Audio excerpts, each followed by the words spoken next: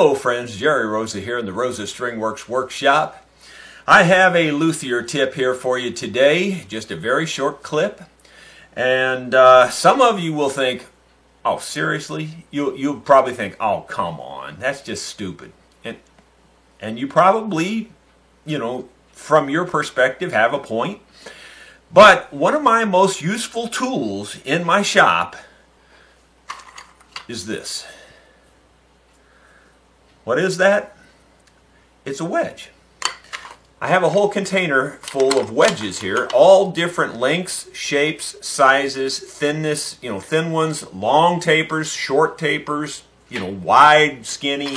Every kind of wedge you can imagine is in this little box. Small wedges, of course. This is the biggest one in there. Now you think, well, how can that be helpful? There's probably not a single day goes by in my shop where I don't use a wedge. I'll use them for a lot of different things. A lot of times I use them for clamping. I'll put the wedge in between something and a joint of wood and force the wedge in there, and it'll force the joint closed. That's one way. Another way is to open the joint. Like I'm trying to get glue into a crack. I'll take the wedge, put it in the crack, get glue down in there.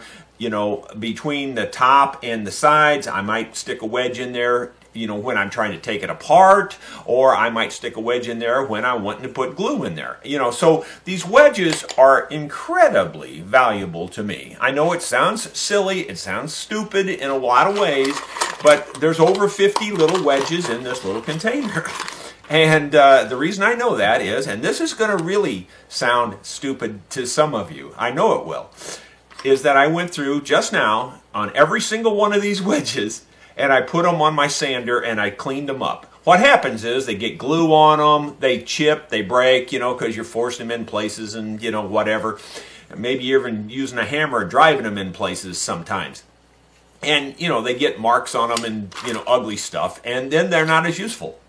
So unless they're smooth and clean, they're not very useful. So I literally went through every one of these just now on my sander and literally sanded them all clean. Because I was getting to the point where I was having to search for a decent wedge whenever I need one.